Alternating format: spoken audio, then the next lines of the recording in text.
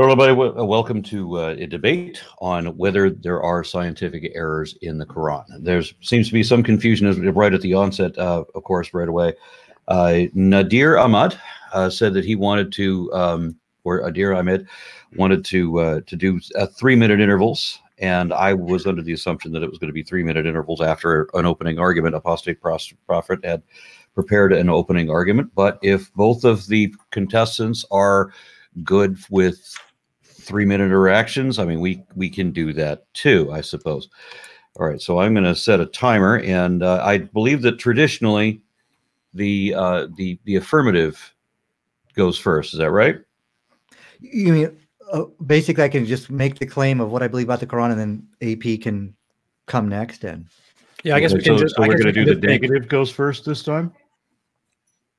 I don't know. I guess we can just each of us. He can start what he thinks about the whole topic that we're talking about. I can make a brief, summary of what I think about this topic, and then we can maybe just start discussing. All right. Well, traditionally, it's the one making the affirmative statement, and in this case, sure, it would be the guy saying that there are scientific errors in the Quran. So that would mean that Apostate Prophet would go first. Okay, so I prepared a 20-minute speech. I'll have to try to shorten that as much as possible and summarize what I mean by and so we're going to do. Should we say we'll agree on? We'll do like a half hour or so, and then we'll switch over to audience questions. I think 40 minutes is good. Maybe 40, 45 minutes. Yeah. Okay, we'll go 40 minutes then, or let's say we'll go to 2:40.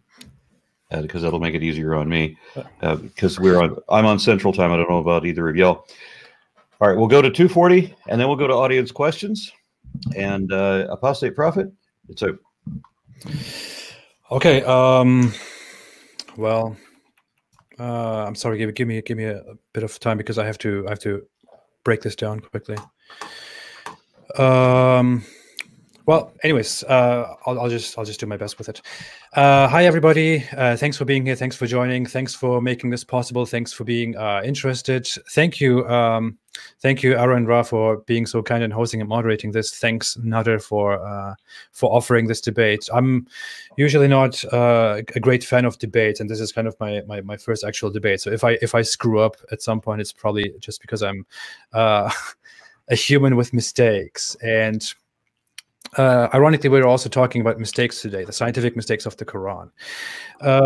It is the Islamic belief that there are absolutely no scientific mistakes. The Islamic belief is that Allah sent a book to humans. Allah revealed the book to humans. And every word in this book that Allah revealed to humankind is directly the word of Allah. There is no human intervention, no human influence, no human changed anything about those words. No human wrote them down in their own words. Everything comes directly from Allah, which is why a Muslim cannot accept the thought that the Quran is in any way wrong. In fact, the Quran itself makes this assertion by saying that if this book was from any other than Allah, you would find mistakes, discrepancies in this book. And it happens to be that people like me or many other people have a lot of mistakes in this book. I just want to encourage the Muslims out there to review their perspective of the Quran, because I was a Muslim too. When you grow up as a Muslim, you learn that this book is the absolute truth, that there is no bigger truth than this. You put it above everything, you kiss it. And the question whether the Quran could be wrong is not a question that is answered with a no. The question doesn't even exist. There is no such question. It is merely the absolute truth, and questioning it is not part of anything at all. What I would like to say to non-Muslims is just stay where you are with your beliefs. Anyways, without further taking time, I want to talk about specific mistakes that I think are more important, that could be concluded in a much better way. I don't want to focus on very much on biology, because I think the biology issues are kind of it's a back and forth that never ends. So I want to focus on the solar system, on the sun, on the moon, the sky, and rain, for example, on the objects around us. This is in general what I want to focus my assertion on, that the Quran has mistakes. Yeah, I understand. Sorry, that's 3 minutes. Okay, sure. Go ahead. Yeah, so and this is going to be a little constrained, but try to work with it. Okay, no problem. All right, so Nadir, let's see, 1 second.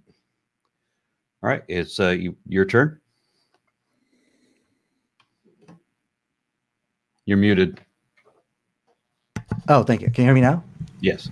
Okay, thank you so much, Aaron, for giving me this opportunity to have this discussion with Ridwan, Apostate Prophet, and very nice meeting you again, Ridwan. And actually, some people might not know, I'm actually a secret admirer of the Aaron Ra show.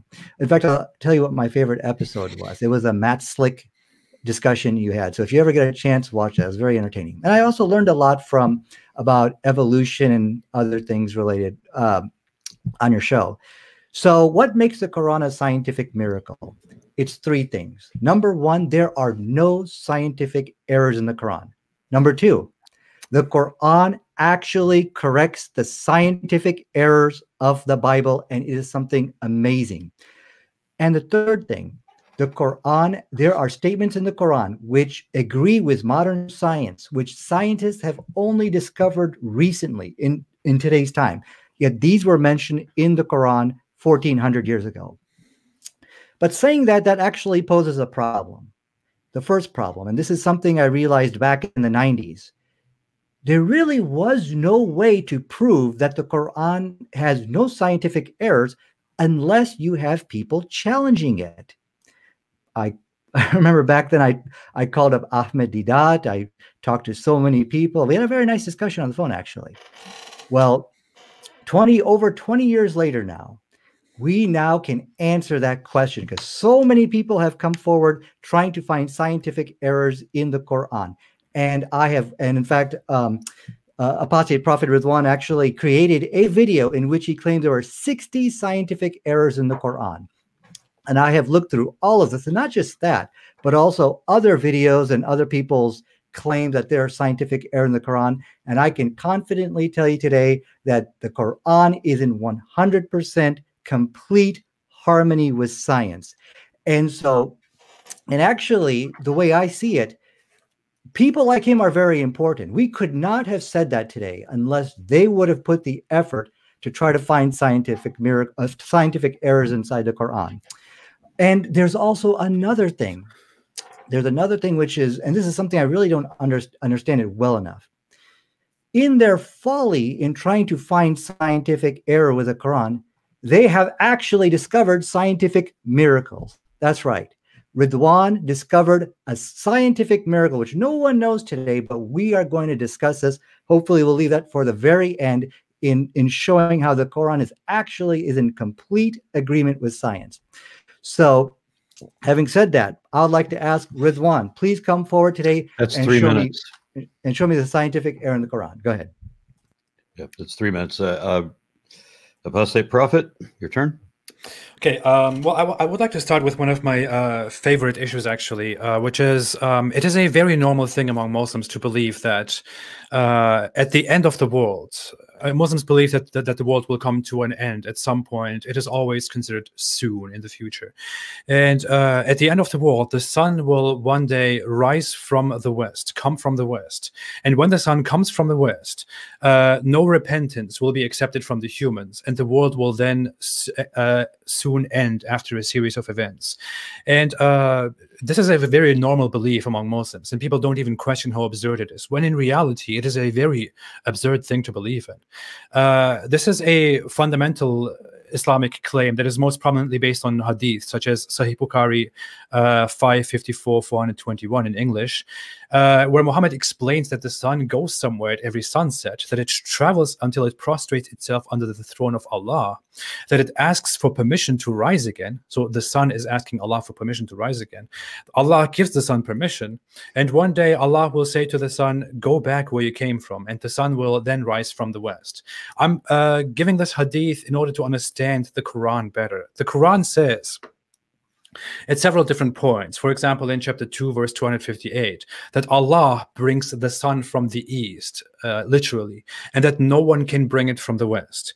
It says in chapter 36, verse 38, that it is that the sun runs on a course toward its stopping point, which, according to this hadith, is also the place where the sun prostrates itself under the throne of Allah every night. According to 36, verse 40, it says that the moon and the sun follow each other and swim in an orbit together, because that's what it looks like when you look from down here. According to 91, verse 2, it says again that the moon follows the sun. So we are in a solar system, and in the solar system, from our point of view, from the Earth's point of view, the sun is at the center of the solar system. It doesn't go anywhere, except that we all together revolve around the center of the galaxy in 230 million years. In this solar system, where we are revolving around the sun, and the sun doesn't go anywhere, and we are just revolving around our own axis, where exactly does the sun go? Who exactly brings the sun from the east? How exactly are the moon and the sun following each other? As we know, the moon is revolving around the earth while we are revolving around the sun.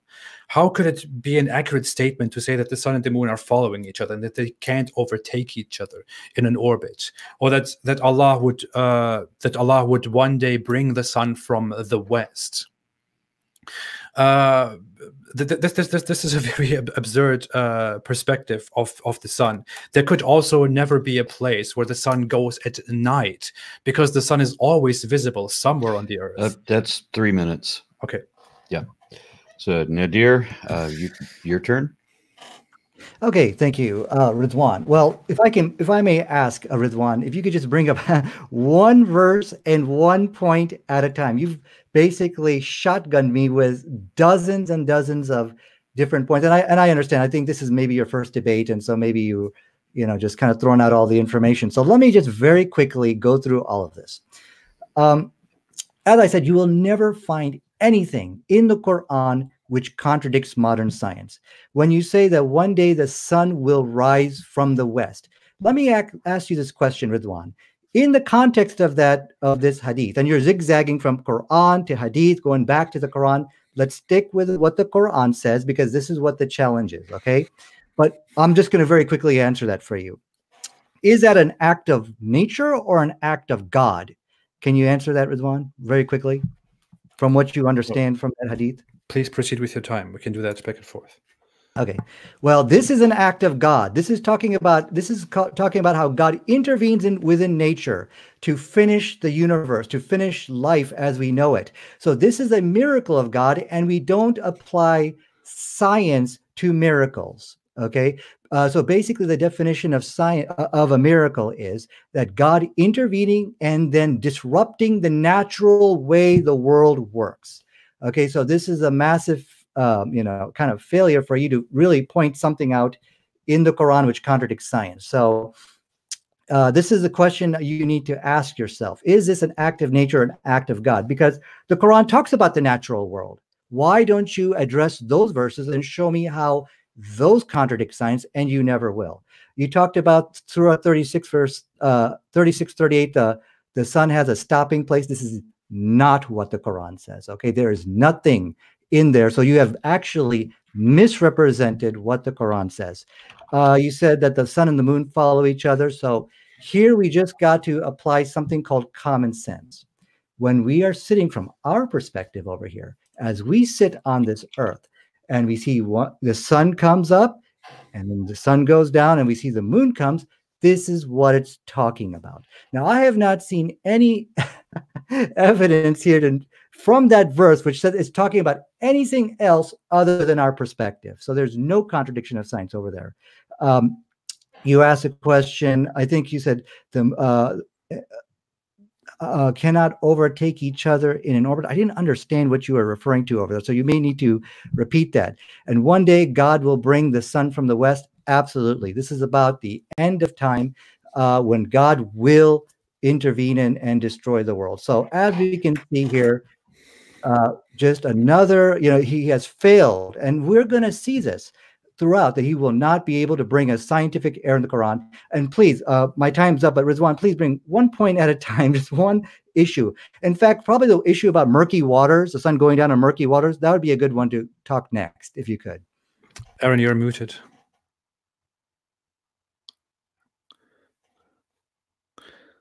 Are we doing one issue at a time, or are we doing 3 minutes at a time? No, 3 minutes, but just bring up one issue if you could. Well, then he's costing himself. He's costing himself his 3 minutes if he's only allowed to bring up 1 point. I could put 15 points into 3 minutes. Well, there is no such rule. We're talking about scientific mistakes. Go ahead. Back and forth. And you know, one issue in the Quran is brought up in 3 or 4 several verses. So you know, I obviously have to come with numerous points. Okay. Does my time start? Go ahead. Okay, so I don't know why you were so hostile, Nadir. We're having quite a normal exchange. I don't think this has anything to do with me with this being my first debate. I'm just trying to put some points together in order to make my points stronger. And I think it is also I think it is of no benefit to any of us for you to assume what the audience actually thinks of this exchange. I mean, you cannot constantly go ahead and say you failed, you will fail, and this and that. That doesn't really do anything except just cause provocation. But let us go ahead. I cited the hadith as I clearly stated because the hadith are an essential part of Quranic teachings, because that's what because the hadith explain the Quran. This is very well known in Islamic theology. Hadiths are fundamentally a part of Islamic teachings, and they are always used together with the Quran in order to explain the Quran. And when a hadith clearly explains what this Quran verse says, it has to be used, and I will obviously use it because it brings a great support to the point at hand.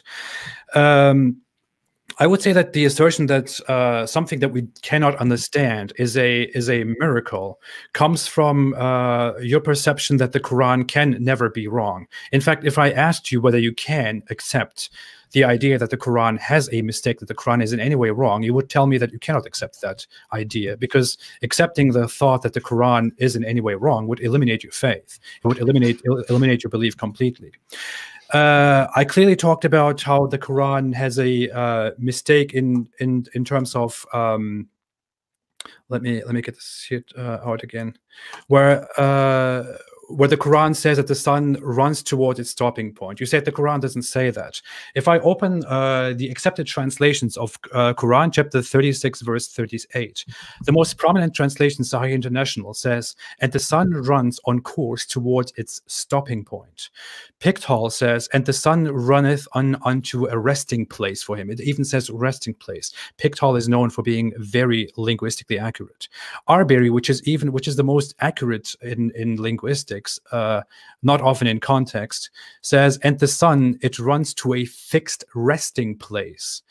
Shakir says it runs to an appointed term for it, and Shakir is usually known as a much less accurate translation. So the most dominant translations, the most reliable ones, clearly say that the sun runs toward a stopping point, as the hadith also points out. So the idea of the Quran is that the sun runs for a fixed term above us. As in verses given before, the moon clearly follows the sun, and the two cannot overtake each other, because that's what it looks like from here. And the sun runs until it goes to a stopping point.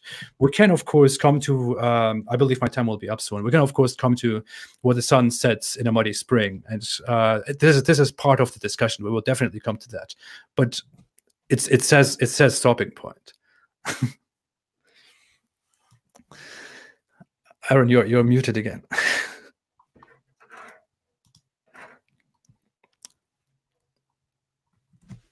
Aaron, we can't hear you. So here I am muted, talking for a while. my apologies. See, I'm seeing some discussion in the comments about this, and since there was no opening presentation from either of you, then we don't have a definition from either of you as to how you would identify scientific errors. I mean, if Apostate Prophet is going to say that there are scientific errors in the Quran, he has to be able to give reasons why. Likewise, Nadir, you've said that there are many scientific errors in the Bible, so you have to have a definition for those as well. So how do we determine whether something is a scientific error? We could briefly put this into a back and forth again if you want to. Yeah. Do you want me to answer that real quick? Well, I think I need to answer AP, then I can answer you, Aaron. Do you want me to just quickly a moment. answer him?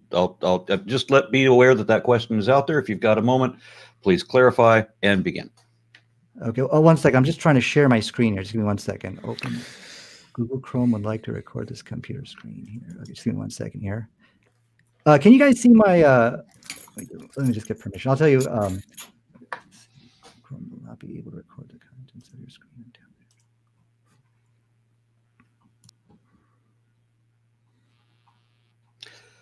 Nope.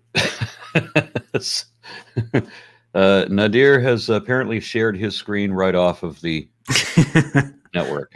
Yeah, I'm not. So I guess he'll be back in a moment. In his absence, Apostate Prophet, would you please give your definition of how we identify a scientific error?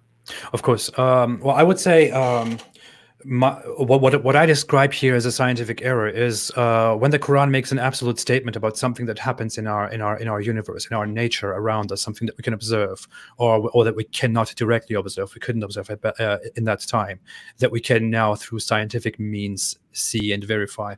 If the Quran makes a statement about these things, for example, the movement of the sun or plants or biology, and if these statements are objectively wrong, if we clearly conclude that these statements are wrong, then this constitutes a scientific mistake in the Quran. And I think this is such an important issue because the Quran, because it is believed that the Quran is the absolute truth of the word of Allah. And you're back. I'm sorry about that. So I tried to hit share the screen here, and it completely ended my session here. So here's what I'm going to do. I'm going to share my computer screen here. Can you guys see my computer screen? I just see you. Okay, so I'm hitting. Okay, so got you on here twice. There's another version with you that has a shared screen. I'm not sure how that's happening. Let me close this here. 1 second. 1 second. All right, how is this better? And I'm gonna hit. I guess I wanted to kind of show you the verse which he was quoting, so we can all have it in front of us. Okay, time is set. Can you guys see my computer screen here? To describe it, it's too small to read. Okay, let me end the share here. I'll have to figure this out here. Leave studio, stop screening. Okay, here we go. That's not gonna. I guess the share is not going to work. All right, so the verse which you quoted, about the sun having a stopping place. Well, if that's what the Quran says, well then, yeah, that would be a scientific error now, wouldn't it? And if you could show me that, I will leave Islam today. You asked me, am I open for, correction? Absolutely. I mean, if the Quran says that the sun stops, and just and stand still, then this would be a scientific error, of course. But that's not what the Quran says. The word there, which you are mistranslating as stopping, is mustaqar. Okay, now mustaqar, what that means, is actually a pretty common word over. Just 1 second, sorry about that. It's actually a very common word. It means stability. Now, I'll give you an example of how mustaqar is actually used. Like in our house, we use that word a lot.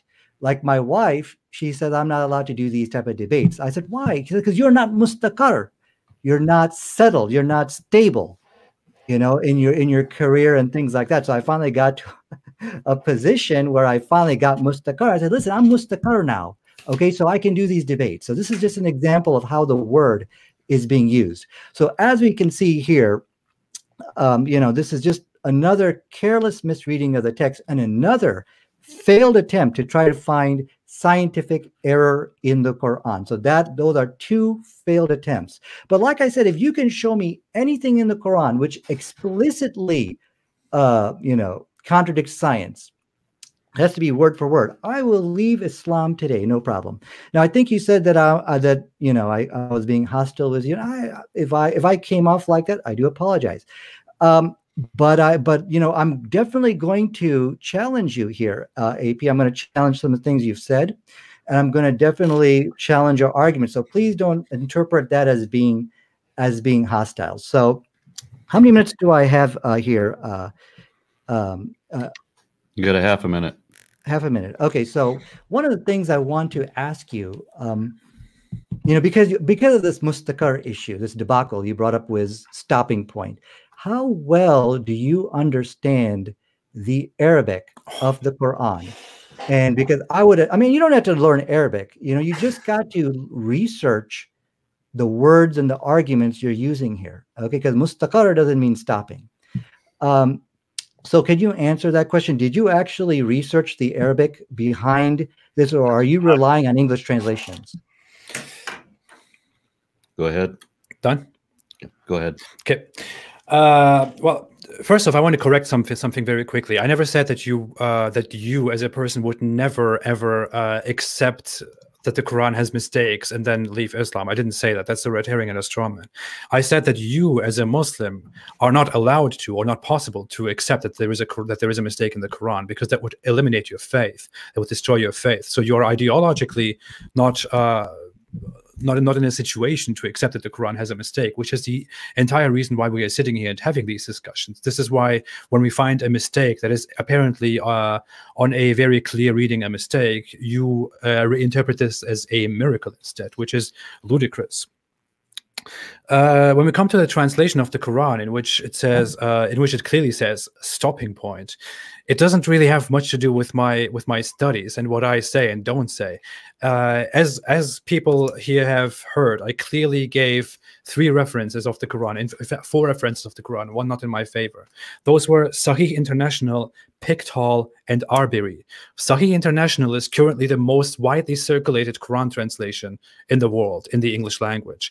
Pickthall is one of the most widely respected Quran translations in the world. It is so much respected in the West and in the Islamic world because it comes from what's his name, Marmaduke Pickthall, I believe, who studied the Arabic language so deeply and studied Islam so deeply that he brought one of the most perfect Quran translations out there, and this is recognized by virtually every Islamic institute out there. So when these people are saying that the Quran has a stopping point according to the Quran verse, when they translate it like that, and you don't accept that, and you think that is just mere ignorance, then you are asserting that those people made a mistranslation, a very big mistranslation, in falsifying the meaning of the Quran, and that all the Islamic scholars and institutions and everybody who has accepted these translations, and the Al-Azhar University that has certified these translations, was mistaken, that they did this out of ignorance.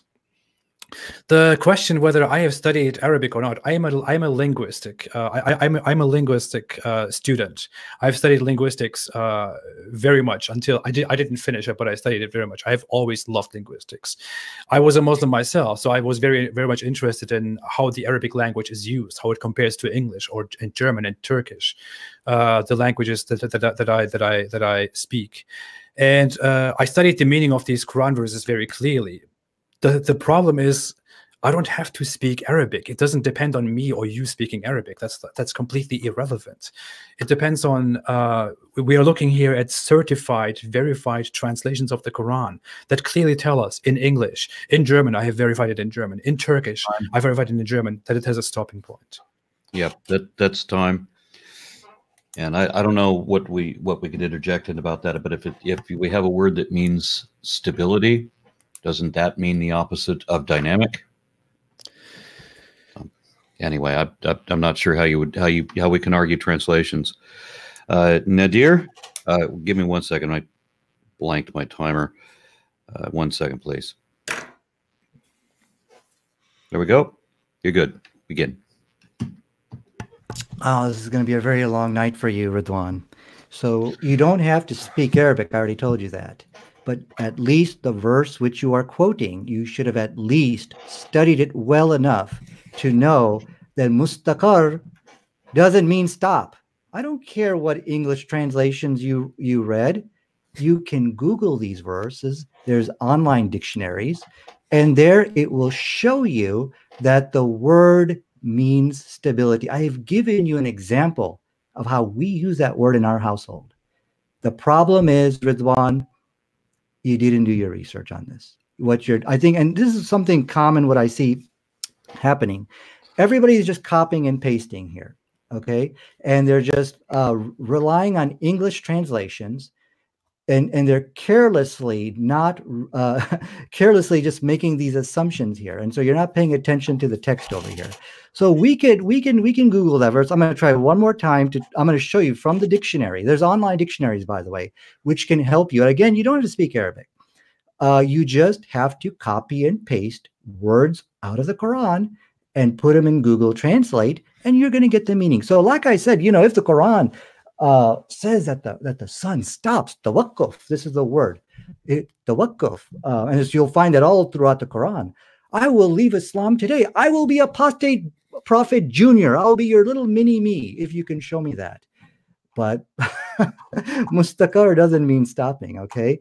So if you are going to rely on English translation, I didn't read, there's hundreds of English translations out there. I didn't go through and waste my time trying to figure out which one says stability. And there are some translations, by the way, which says, you know, which translate as stable. I didn't want to waste my time with an English translation. But anyways, like I said, this is just you don't know what the word means, all right? And so, well, I'm just relying on these English translations over here. So I think what we need to do right now, let's move on to the next point.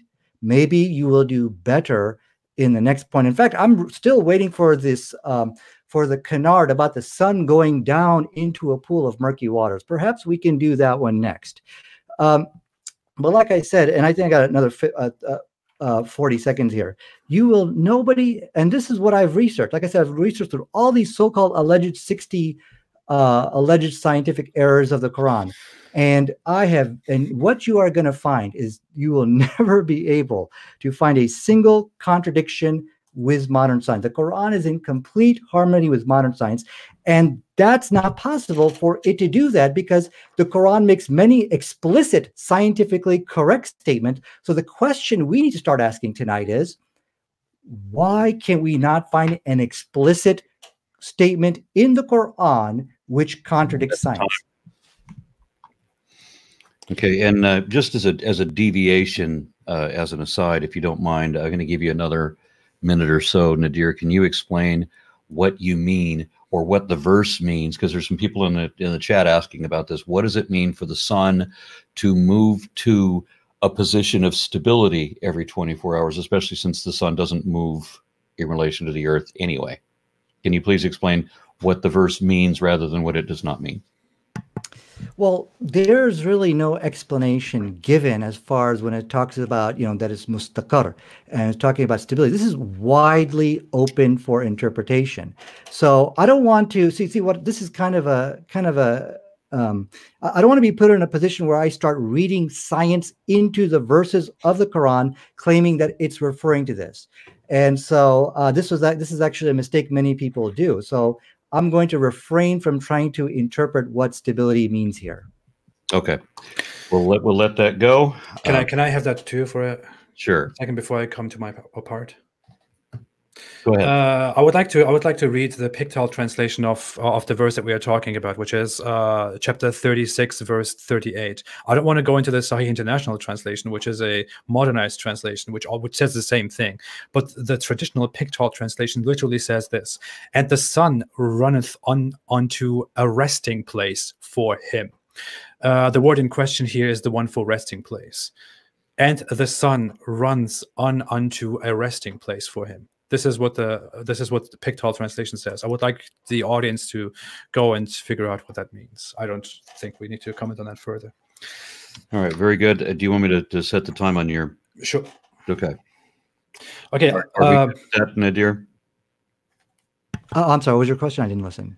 I allowed you a minute to explain what that meant, and I gave him a minute to explain what that meant. So I'm going to go back 3 minutes to 3 minutes. Oh yeah, sure.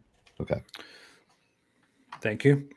I would like to say, for someone who doesn't want to waste time, as you repeatedly bring up, you have wasted a lot of time trying to accuse me of being ignorant, or accuse me of not having studied, accuse me of failing throughout the night, and so on. So I don't want to be childish. I don't want to bring up my household stories and what I say to my wife and waste more time on that. I would like the audience, if there is a topic here that we cannot conclude, I would like the audience to just go out there and, with all the information that we have given, to confirm what the matter of fact in reality is. That said, I would definitely want to go on and talk about the sun setting in a muddy spring, but I want to talk about something else first. Actually, I would like to talk about that as well. And let me say this. If we look at Quran chapter 18, verse 83 to 90, in verse 86, it tells us that that there is a character called Dhul Qarnayn, that this character called Dhul Qarnayn went very far to the west, where no Arab has ever been. And I added the Arab part. And he saw the sun setting in a muddy spring, or in a murky spring, however you may want to call it. But that is not all. I wouldn't want to stand on this point, because this is something that we discuss so often. I would like you to go further to verse 90, which is just a few verses later, where it says that afterward, Dhul Qarnayn also went to the east, so far to the east where no Arab went, and he saw the rising place of the sun, and he saw that the sun was rising on a people who didn't have any protection, who didn't have any shield against the sun. That is literally what the Quran says. The Quran says that that there were a people who didn't have a protection, a shield against the sun, which was, of course, a very dramatic issue, because they are so close to the sun. They are right at the rising place of the sun that they don't have a shield against it, and they feel very bad about that, of course. So I would like all those who listen to this, and all those who who hear this, to really question, how is it that on this planet that revolves around the sun, which spins around its own axis, the sun has a place where it sets in a muddy spring, apparently in a murky spring, so far in the west, and where it has a place where it rises, and where it rises upon a people who don't have a protection against the sun? How could this possibly be? In what universe does this come from an all-knowing God who created everything? That's it. Aaron, you're muted again. Yeah, I'm trying to write down questions as I see them come up, and of course I have to have myself muted for that, so my apologies. Oh, no problem. One moment as I try to reset this again. All right, Nadir, go ahead.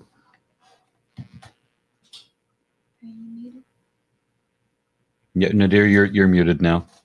Oh, thank you so much. Okay, yeah. So once again, I think the problem here is, you are relying on English translations. Okay, the word for rising, you'll find this all throughout the Quran, is rafa'a. Okay, rafa'a. This is rising, but the word here is muttaliya. Muttaliya. Okay, and what this word actually means is the way the sun appears, and you will find that actually in the Quran in many places where Pharaoh said, I want to attaliya, I want to look at Moses as God. So, once again, what you want the Quran to say, it actually doesn't say. So you need to understand the difference between the word muttaliya and attaliya. Muttaliya and rafa'a. And so, you said something here, about the story from my household. What you need to understand here, Ridwan, that's a very important story, because it helps you to begin the process of understanding Arabic. It'll help you to see, oh, wow, these are words used in the Quran, and they're used in our daily life. Oh, okay, great. So this word over here, you're not stable in your life, mustaqar. That's like my wife's favorite word that she uses when she wants to come after me. So that's going to help you to start learning the Arabic language. I'm not claiming that I'm like some kind of expert on Arabic. I'm like at a very intermediate level, but I learned it. But I saw that there was a necessity to learn this so that you can understand and participate in these debates, and you can kind of understand, not rely on English translations. So I really, for you to have an intelligent response, you got to understand the difference between the word rafa'a and muttaliya, and how you will find many examples. In fact, one of the problems we're having here, I'm not able to share my screen, so I can't, and I actually have dictionary definitions for you. I'm going to handhold you here, Ridwan, and show you from the dictionary what these words really mean. Okay, but I don't know. I'm going to appeal to you, Aaron. Is there any way? I'm going to try to share my screen over here one last time so I can kind of walk him through the dictionaries. And it's really cool because you got these online resources. You can literally copy and paste words from the Quran, put them in the dictionary, and you can see what these words and how they're being used in the Quran. So well, I'll try this one last time to try to share my screen. Let's try your entire. Let me try application window. I'm sorry, what's that? I'm getting echo. Oh, okay. I'm going to try to share my screen over here one last time. Share. Okay, can you guys see my screen? You guys can't see it? Yeah. Oh, well. Oh, you can or you can't? Oh, okay. Miracle here. Okay, well, but my time is up here, so I guess I'll have to end my screen share because I do have a dictionary definition for you on that, Ridwan. If you would like, I could walk and I can handhold you and walk you through some of the words of the Quran. Go ahead. All right. I wanted to ask, I asked, am I saying it right? Ridwan? Yeah, that's right. Thank you. So I asked him while you were away earlier how he identifies a scientific error, and I'd like to give you an extra minute to define that. How do we determine whether something is a scientific error? Like when you're talking about the Bible, for example, how do you identify whether something in the Bible is a scientific error? Oh, are you talking to me? Yes. Yeah. Oh, okay. I'm sorry. Yeah. So yeah, that's. Can you give me 2 minutes on that? Sure. Yeah. So yeah, that's a very good question because the thing is, it's got to be explicit. It cannot be based on interpretation. It's got to be word for word. For example, when the Bible says that the mustard seed is the smallest seed you plant in the ground, no need to give any references. Just Google that. Just put Bible mustard seed, and you'll get the reference. This is an explicit scientific error inside the Bible. So if it's word for word and not something based on interpretation, then we know it is a scientific error. Now, what's very interesting on that, if you ask a Christian apologist, they will actually, say things like, "Oh, well, this is just poetic. This is just metaphorical." Now, why is that? Why do I take issue with that? Because Ridwan actually has made videos in which he accused people like myself that this is how Muslims claim to deceive people. They're going to say this stuff is all metaphorical. These things are all poetic, or they'll say, "Oh no, he's just talking to the people according to their understanding at that time." This is how people like David Wood, Sam Shimon, and Christian Prince, who are all, by the way, running away from the Bible and scientific errors, this is how they try to mislead and deceive people about the scientific errors of the Bible.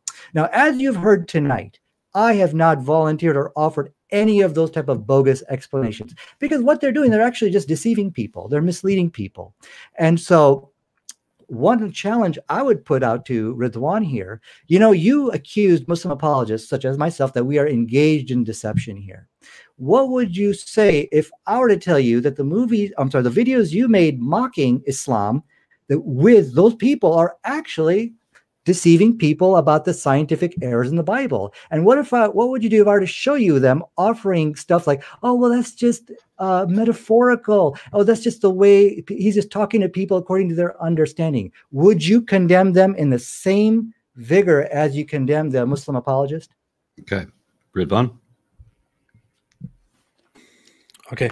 Well, I would first like to say we're not talking about the Bible. Everyone knows that I'm an atheist, that I don't believe in the Quran or the Bible, and I am quite good friends with a lot of Christians who also criticize Islam, but they all know that I completely disagree with them on the Bible. I don't know why we're talking about this at all.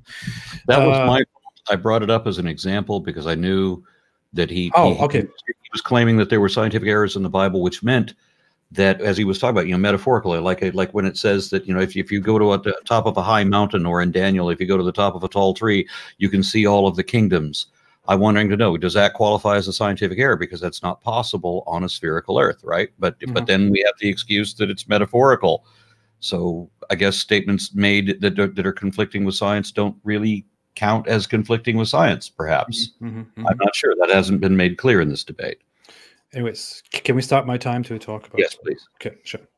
Okay, well, I want to make clear that Nadir Ahmed has still not responded to the audience's question and desire to explain the Quran verse at hand, which is 36:38, and where the sun, what actually happens in that verse. But okay, I'll accept that we are over that. I don't expect any normal responses to the issues that I raise at all. I don't expect any proper responses to the sun's rising place or where it goes into a murky spring and anything about that at all. We keep wasting time on how a lack of Arabic apparently decreases our authority or makes us completely ignorant about what the Quran says, and that translations that are widely accepted and certified, such as Sahih International and Pictol, Ask Any Muslim seriously, are apparently misleading and wrong. So I would say, forgive those big translators for presenting wrong translations of the Quran to us. But dear audience, go out there and make your own research after this. You will not be disappointed. I'm certainly not interested in changing your mind, Nadir. I don't think that is possible. So I would like to go ahead and just raise more points and see how see how people who listen to this are influenced by this, because that, I think, is the main point of a debate. Otherwise, I'm not a fan of debates. Everyone knows that. I would like to go further to a different topic, again related to the sun, and make you understand that the Quran has no idea what the sun is in nature. The Quran doesn't understand that the sun, that our sun, is just another star, like so many stars out there.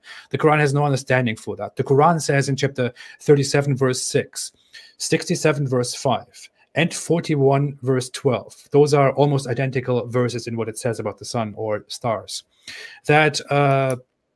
that Allah beautified the nearest heaven with an adornment of stars.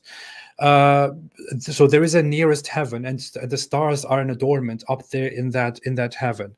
It even further explains to us, if you look at those verses or verses after that, it even explains to us that those stars are missiles.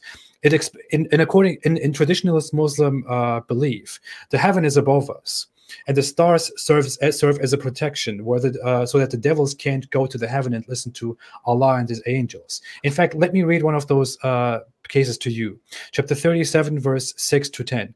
Indeed, we have beautified the nearest heaven with an adornment of stars, and as protection against every rebellious devil, so they may not listen to the high assembly. And they are attacked from every side with the stars. Driven off, for them is constant punishment, except for the one who snatches some fragments from the assembly. But they are pursued by a burning flame. This is the primitive, ludicrous view of the Quran of stars and the sky above us, that they are tiny objects thrown at devils, and that there is a high assembly, and that our sun is not a star. That's time. Thank you. All right, Nadir, I'm going to give you one last 3-minute session, and then we're going to move to audience questions. Is that all right? We can go further if he wants to. I don't know. I'll leave that up to him. Okay. Mute it, Nadir. Oh, I'm sorry. Yeah, because I did not, he mentioned that I did not get a chance to answer the murky spring, sun going down in a murky springs and all that. And I was actually waiting to do that. Because there's a lot of points being sent, being sent. I guess I'm dealing with. So let's finish what he just raised, and once we're done with that, then we can end it and open up to question and answers. Does that sound okay? That sounds fine. Your time is on. Okay. Can you guys see my screen over here? Yes. Okay, here we go. So we're still on the, as I said, I'm going to teach you a little bit of Arabic, and this is like Arabic. This is like for like the guy who doesn't know Arabic. This is how they can start understanding and learning what the Quran means. Now, as I told you, and the Quran actually doesn't say that the sun rises. Okay, but even if it did, that's okay, because scientists say the sun rises and the sun goes down. You'll find that on the NASA website. What they mean is this is the way it appears. And surprisingly, that's exactly what the Quran means. So here's a word, tataliya, which you're quoting here, and you can see the word being used over here. Can you guys see that? This is a verse which I was telling you. This is chapter 28, verse 38. Okay. So that here we see Pharaoh using the same word, so that I may look at the God of Moses. It's the same word which you're misunderstanding to be rising. But you see, the thing is, what I would like to hear from you, Ridwan. You are supposed to do the due diligence on researching these words. You keep going to the canard. Oh, but the English translation, and it's certified. You're using words like this now. No, that's baloney. You should have researched it. Now I'm going to show you how to research these things. You can go to this website and you can copy and paste the exact same word. Here we see the word being used in the Quran. You don't need to learn Arabic for this, folks. Here we see it means view, okay? And you could see the same, you could see now the usages. These are good websites for you to learn from. Look how the word is being used over here. Heads up, he looked, you could see. So I hope you will retract the statement that the sun rises. That's not in the Quran. Rafa'a is rise. Now let me go back to your other point over here. You said that the whole thing about the beautifying about the sun and things like that, or I'm sorry, that the sun, I'm sorry, the stars are being used as missiles. I would love to address that. But I think what we need to do now, because I forgot to address your point about the sun, about Dhul-Qarnayn went to the place where he saw the sun going down in a pool of murky waters. So I don't know how much, I think I got one more minute over here. You got half a minute. So Ridwan, could you please come up and just finish your point about the sun going down in a pool of murky water? And there is a hadith which you quote by Abu Dhar, in which Muhammad sallallahu alaihi wasallam said, "You know where the sun goes? It sets in a pool of murky waters." If you could just come up and quote that hadith, and then I'll deal with you on that. Thanks. Okay, so I guess we're not going to go to audience questions yet. Yeah, Ridwan, you want to do that? I don't actually think that that the hadith is relevant. I wouldn't bring the hadith up because the hadith is considered. It is actually considered one of the hadiths belonging to those that I quoted at the very beginning, where Muhammad describes where the sun goes at night, and I wouldn't necessarily bring that hadith up because I don't think the hadith is necessary. So I really don't know why Nadir is asking that of me. But if you want me to make to give a response to all of this, I really don't understand what else I'm supposed to do here. There is nothing to respond to. It is very clear. It was not a main point of me to say that the sun sinks in a muddy spring. In fact, I explicitly said that I don't want to spend too much time on that point. I think Nadir Ahmed missed that, and I think he assumed that we were going to talk about that, and I didn't do him the favor. I don't know, but either way, I really do not understand why Nadir has asked for this debate to happen, because this is not going anywhere, and he has helped us a lot today. Nadir Ahmed has served my cause very greatly today, and I just want everyone to know he wanted this debate. It was his challenge. I just accepted it after a while. So I don't know. All right. If you don't want to continue, that's fine. No, that's fine. We can go on if he wants to. That is totally fine with me. Or we can go to the audience questions. It also depends on how much time you have. I don't know. All right. You've spoken for a minute and a half. I'll give Nadir a minute and a half. We'll go to audience questions. Okay, sure. Well, I still have not addressed his argument about the shooting stars. Okay, let's finish the argument, because I don't want him to get away with anything here. So you were saying that the Quran stated that that there are actually shooting stars, or something. I guess if I understand your argument correctly, you were saying that that stars are used as missiles against the Satans, and you see this as a scientific error. Is that correct, Ridwan? That is correct. If you want me to respond to that in the fullest, I will gladly do that. Okay, we're going to school you a little bit more on some Arabic, okay? And I'm going to handhold you through this, so it's going to be okay. So let's go to the verse which you're quoting, and in fact, let me go ahead and share my screen over here. So if you actually look at the verse which you are quoting there, the word for star is najm, okay? But the word, can you guys see my screen here? There. Okay. So as we can see, the word here is masabih.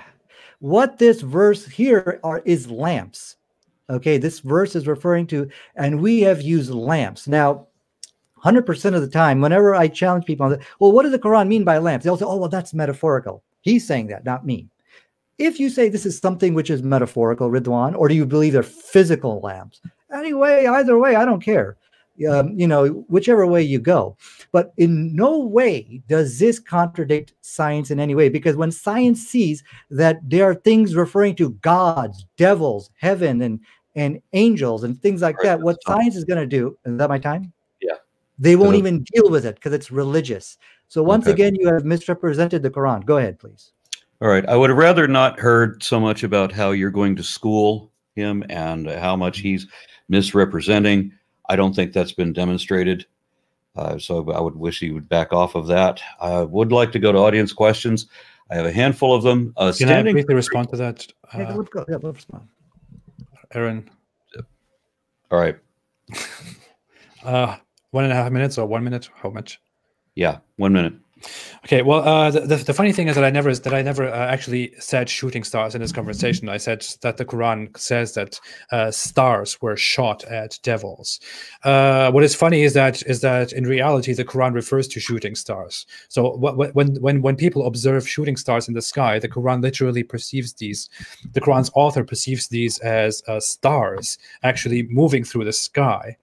And those stars are thrown at rebellious devils in the sky. So this is how the Quran describes the lamps in the sky. This is how the Quran describes the stars in the sky. Every Islamic scholar in Islamic history knows this as stars. The Quran very clearly describes it as stars. It refers to many of them in the sky that you can physically see. I would even say Nadir Ahmed might go into translations again, and how this has to do with translations, a circle that we can never come out of. But I want to use hadith again. There are two hadith, which one of them is Sahih Muslim 5538, and for all those who are interested. Sorry, that's time. I gave you 1 minute for that. Oh, okay, sure. That's fine. That's fine. That's fine. Okay, so we have a list of these questions. I wanted to start with the first one that I noticed. Can I respond to that, Aaron? Can I respond to what he's saying? I think we're done. So now, so now we're gonna tighten the noose here. You said that the Quran says that the stars are used for shooting at the devils. Can you show me that verse where it says stars? And you said all the ulama, all the scholars say it's stars. We'll get to that later, but show me in the Quran where it says that. Okay. If we're going to be doing 1 minute per, and you're doing a minute to respond, then you're asking him to respond during your minute, so that it ends up being that there's no need of a timer. This is a challenge because he needs to be confronted on what he's saying. You said this was in the Quran, that it said stars are being used to be shot at devils. Can you show me that? Now, I have shown you the verse you were quoting. It said lamps. Okay, go ahead, give me the verse. Sure. Let me say this. I don't think we need to waste very much time on this. I'll give one example.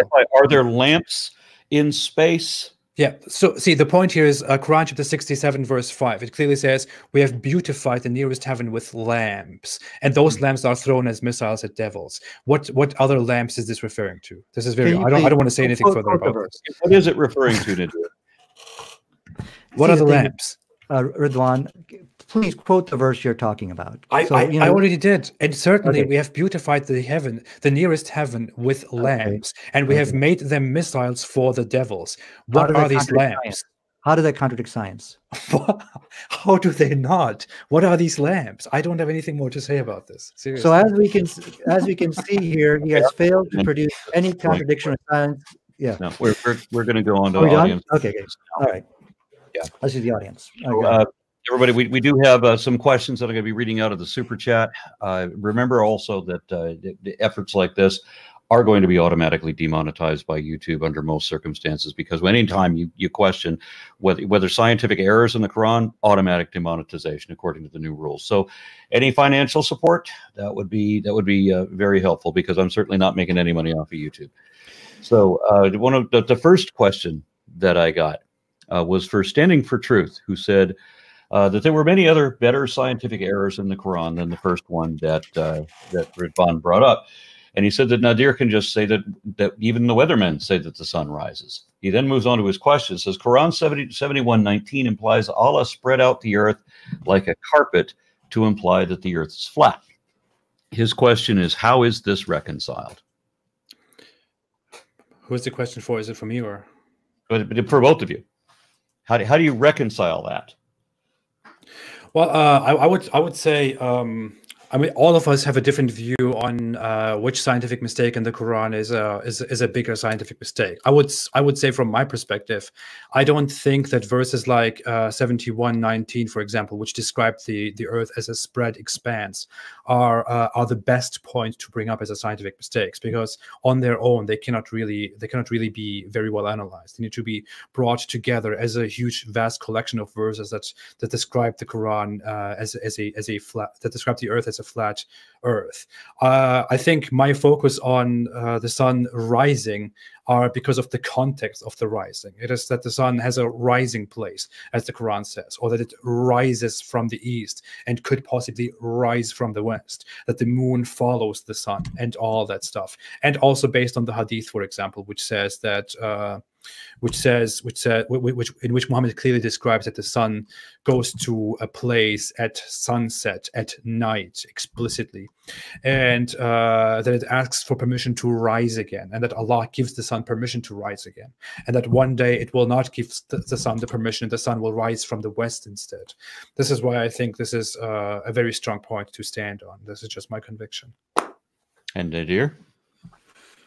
Yeah, so basically, I can't believe you're going back to the issue about the rising place. I told you the word rafa'a means to rise. And this was a question. Can I remind you this was an audience question? Okay. Well, let me go to the one verse which is being quoted here. So when it talks about the earth was spread out, this is talking about chapter 23, verse 13. Over there. Well, it actually says 71:19. Oh, okay. Well, 23:13 actually will answer it. It says, and it is Allah who made the earth spread for you, that you may travel in its diverse roads. So here we see, from just the context, when God said that the earth is spread out, it's made like a bed or something like that. It's not talking about the shape of the earth. If the Quran said the shape of the earth is flat, then this is clearly a scientific error. But when it says over here that we have spread out the earth for you so that you may travel, it is so clear from the context, it is not talking about the shape of the earth, but rather how God has spread out the earth for us to travel. And that is this is actually common sense and is scientifically correct. Now, that's what he says in chapter 23, but what about 71? Well, I've just given you the context of when God says these things. I understand that you answered that doesn't matter what it says in 71 because it says this other more justifiable thing in 23. But what does it say in 71? 71, what's the verse? 71:19. I'm sorry, 19? Yes. Okay, let me just pull that up here real quick. So here it says, thus we have made the earth an expanse. Well, again, the same points, applies here. If it says that the shape of the earth is flat, this is clearly an explicit scientific error, but we don't see that in the Quran. These are verses. The verse which I quoted for you explains this verse. So you see, Aaron, we use the Quran to explain the Quran within the context. So as we see over there, it is clearly talking about the way, how God has made the earth, ability for us to travel. We could also go to the tafsir. We could go inside Ibn Kathir, in which he actually explained what this verse here means. And over there, he said, paraphrasing the exact same thing I said, that this is basically talking about us being able to travel in the earth. But like I said, we have never seen any verse in the Quran which explicitly contradicts science. And I would love to see that. That's another question, because Tom Panel in our audience also asked for clarification on how to recognize a mistake. And in the example that I gave, the two instances where you have like being at a tall tree in a dream in Daniel, or being in the top of a tall mountain so that you can see all of the kingdoms, are either of these mistakes when reading in the Bible talk about, where you would not be able to see all of the kingdoms from the top of a tall mountain if the earth is a sphere? Do you understand that? So would either of these qualify as a mistake? His question is to define how we could recognize a scientific error. Yeah. So I can answer that very quickly. We got to give the scripture the benefit of the doubt. Okay, we can't have we cannot just sit there and have this malicious interpretation and have this malicious intent. I'm going to find errors in this book. It's unconvincing. It's not the right thing to do. People do that with both the Bible and the Quran. But that's why I always go back to the verse about the mustard seed, because this is an explicit scientific error. And that's why people like, David Wood, Sam Shimon, and Christian Prince, they all run away from this discussion challenge. Let's talk about the scientific errors of the Bible. And this is taqiyya. This is which is called deception of the Christians, in which they're going to mock and ridicule Islam about its alleged scientific errors, which have all been debunked today, but they will run away from the scientific errors of the Bible. So, I think at least we can, regardless who you believe is right or wrong here, you could give me a pat on the back in the sense we as Muslims, we have nothing to fear. We're not going to run away from scientific challenges like we see here today. But the Christians will run because they know that there are scientific errors in their books which are embarrassing and cannot be defended, and they fear public humiliation. All right, also, on that point, go ahead. Another question, this one from Andrew Martin. No, wait, there was another one that I wanted to see. What was a different question? Oh, yes, it was Warren NZ, who says, doesn't the Quran mention a flying horse? No. The Quran doesn't mention that explicitly. Not mention a flying horse. Okay, good. It's the Hadith that mentioned that. Okay. Andrew Martin asks, why didn't Allah make us all suitable for heaven? This is kind of off topic. It's off topic. I mean, it's good. Okay.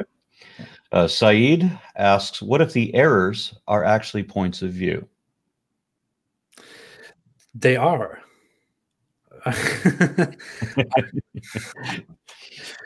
mean, the issue here is that we are dealing with a book that, if you grow up as a Muslim, if you are raised in a Muslim environment, you are raised from very early childhood with the idea that this book is the absolute truth and there is nothing bigger than this. I tried to kind of explain this at the beginning of this exchange. You learn that that it is the absolute guide, the source of human life.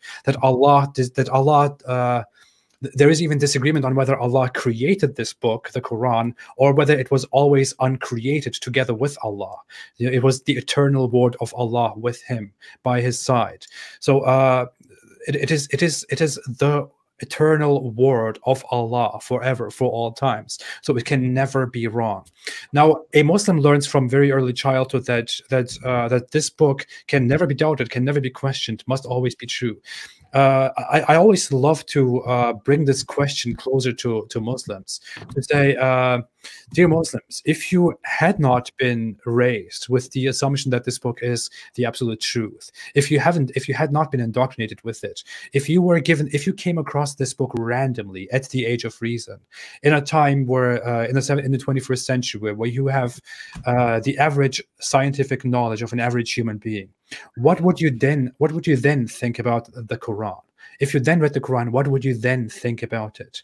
The issue here is that the Quran is just a book like any other book. And the Quran is just a book that comes out of ancient times, from a 7th century desert. The assertion that it was somehow miraculous, divine, and perfectly true in everything that it says is ludicrous. Some people might find it ridiculous that we are even arguing about whether the Quran has scientific mistakes or not. I often look at myself having these discussions and I think, what the hell am I doing here? But, because it is so obvious that it does have mistakes. So you could say maybe these mistakes are just your point of view or my point of view. Maybe from his point of view, it is not a mistake. From my point of view, it is a mistake. But that is the entire issue. From my point of view, it is a mistake because I look at the Quran just as a book. From his point of view, it is not a mistake because it is in his point of view, the Quran is not allowed to have a mistake. All right, Nadir, would you agree with that summary of the Quran being infallible and timeless? That it was like equally eternal with creation and all of that. How would you describe that? Well, yeah, I would say that the Quran is a scientific miracle. We have many statements in the Quran which agree with modern science, and also the fact that the Quran actually corrects the scientific errors of the Bible. I think this is something which is astonishing. So our faith is not based on something which is blind, or hey, you can never question this. This is actually not true. This is a canard which I think Ridwan is bringing up. But what I see tonight, is really is very disappointing. First he tried to say that the Quran talks about shooting stars. I showed this was lamps. He doesn't know the language of the Quran. Then he tried to say, oh, but the sun is rising. Then I said, no, it doesn't say that. It actually said, meaning to look to what it can be viewed. Then he said the sun has a stopping point. And then we showed it, mustaqar doesn't mean stopping. Tawaqquf means stopping. Oh, that's okay. You know what? I got these English translations which help me out.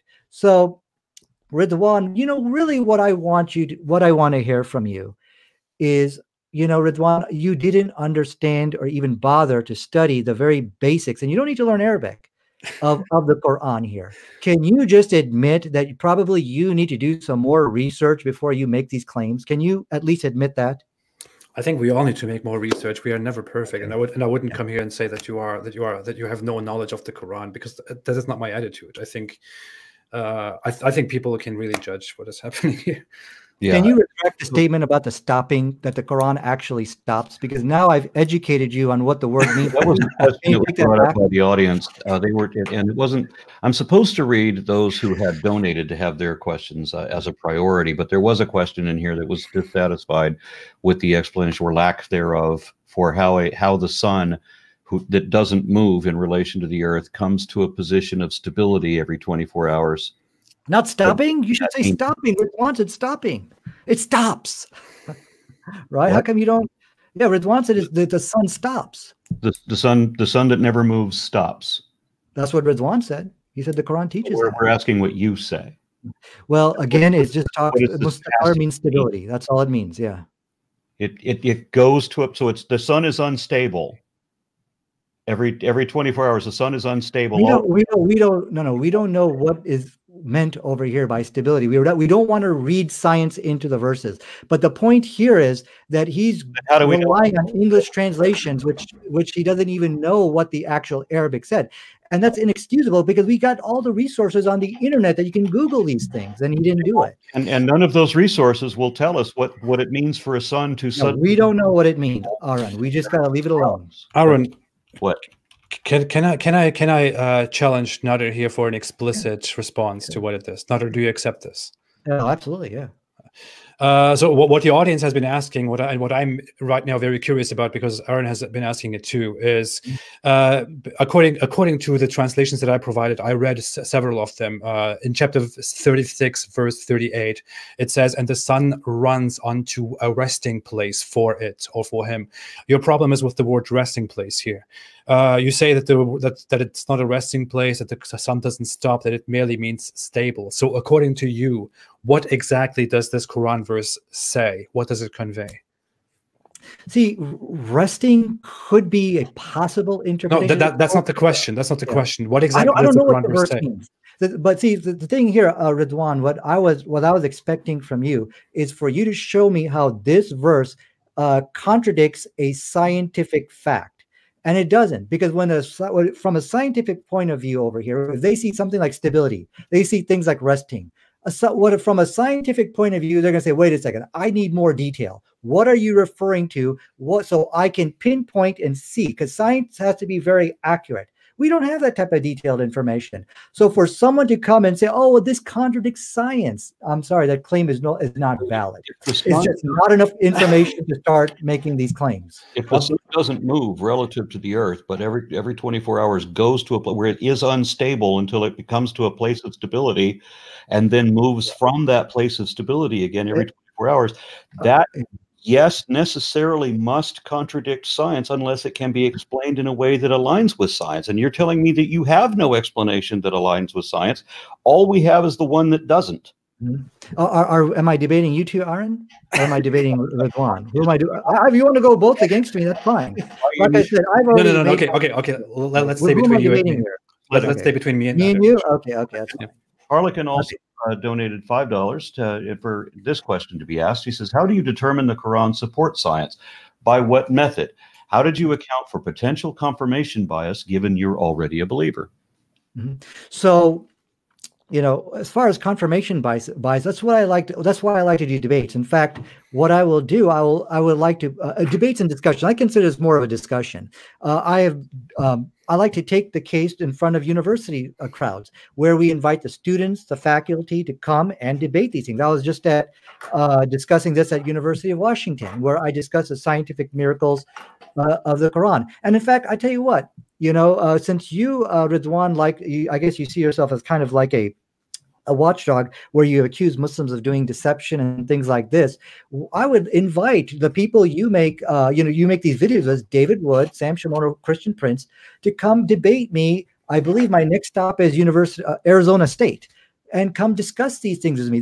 Are there scientific errors in the Bible? You see, here's what I'm objecting to, Ridwan. You accused us of doing deception when the very people you're making these videos are deceiving people about the scientific errors of the Bible. In fact, they're run away. They will never answer the mustard seed publicly with me. They'll never talk about how the Quran is correcting the scientific errors of the Bible. So this is taqiyya. This is a deception that you have accused us with. So I would very much like to see you challenge them. Will you do that, Ridwan? Nadir, answering the question? Yeah, well, I think I answered your question. No, the question was, oh. How do you determine whether that the Quran supports science? By what method? How do you account for potential confirmation bias, given that you're already a believer? Yeah. So the answer to that, you gotta open it up to other people for them to decide. But yeah, you are right. There is confirmation bias. There is this thing where we're gonna, of course, be very sympathetic to it. So when we make our case, you know, as I mentioned on the university platform, that's a great time where we can hear the objections and we can present our case. But as far as when you said, like, for example, you know, how do we know that the Quran is a scientific miracle? Again, so here's how we do that. We have to understand, number one, that just because we show something in the Quran which agrees with science, we don't jump to the conclusion, there you go, you see, that's a scientific miracle. We have to also understand this could be open for interpretation, where you might have a non-scientific explanation. We got to entertain that. We also have to entertain the possibility this could be a coincidence. We also have to entertain the possibility, could this be copied from a different source? So once we entertain all the natural possibilities, we can then move to start dismissing those natural possibilities to one possibility exists, and that this is a scientific miracle. So that's the overall process.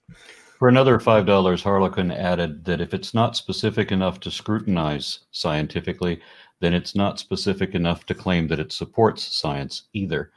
I'm going to move to the next one, Muhammad. Can I quickly give a comment to Sure. To the question that Nadir Ahmed answered? Yes. I would say I don't understand why he keeps talking about the Bible. This is a problem that we had before. The Bible is never a topic of this conversation, except when it comes up as a question, which only happened once. But I would like to say that Nadir Ahmed has not answered the question again, because about confirmation bias, and this is something that I talked about at the very beginning and in the middle of a conversation, where I said that it is simply not possible for him to come to the conclusion that the Quran is wrong, because it clashes with his ideological, it clashes with his worldview, it clashes with his explanation of why he exists, to accept that the Quran is in any way wrong. That's why the only outcome that he can reach from a study on the Quran is that the Quran is right. There is no other possibility. One of the other viewers here, the one I was just reading, Muhammad Al-Habash, asked if he could join the call to ask Nadir a question in Arabic. Unfortunately, I lacked the familiarity with this system to know how to drag somebody from the audience into a call. I'm sorry that I don't know how to do that. At least not in the chat, the network that I have right now. All right, so going to the next question, my apologies on that. Let me see what the next one. There was another one for 500 yen from Devil Dog 314. How do you explain the verse that talks about where sperm comes from? That is a case where the Quran is clearly wrong. And I really wish he hadn't asked that question, because we spent an hour over that. already. Well, I want to say before Nadir Ahmed goes into explaining his point of view on that, because he will definitely have more to say on the matter. I would say I deliberately didn't bring up that question because I know that it wouldn't go anywhere, because it is from our point of view, from our anti-Quranic point of view, if I may say that, it is very clear that the Quran makes a scientific mistake in which it claims that sperm comes from between the backbones and ribs, and it is just, there is just not very much that should be said about it. Every moment that we spend talking about it is a moment in defense of Islam, but every moment that we spend talking about it is also really not in favor of Islam, because it is ridiculous. But please go ahead, Nadir. But the question was for Nadir, so please, Nadir, be brief.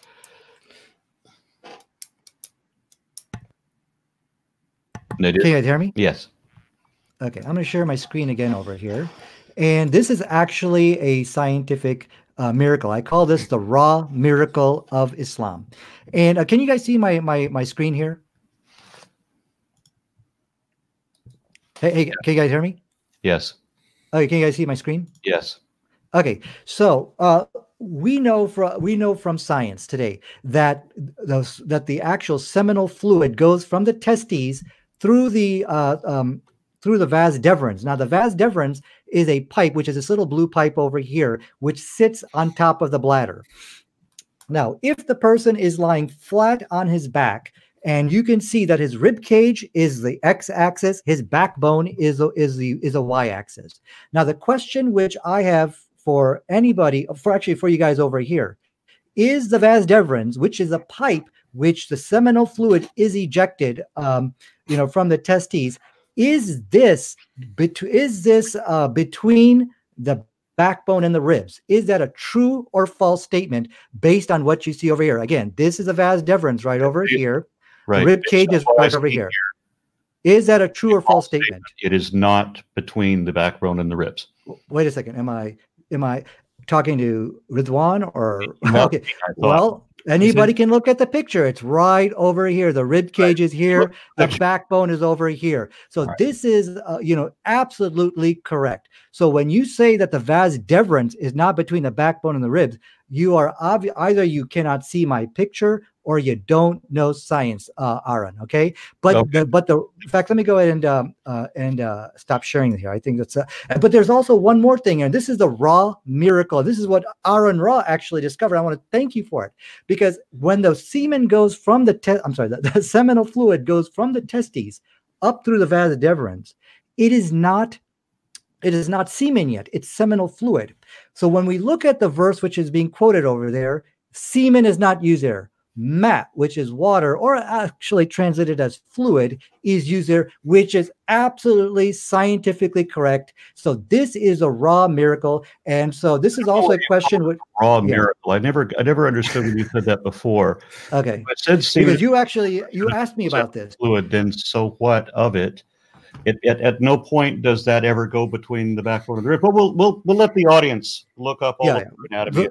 The question here, which the audience needs to answer, and if Ridwan, you could answer it too, is the vas deferens, is that between the X and the Y axis, X being the rib cage, the Y axis being the backbone, is the vas deferens between the backbone and the ribs if the guy is lying flat on his back? That's the question which I want you to answer. I've shown you a picture of it. We've all seen it.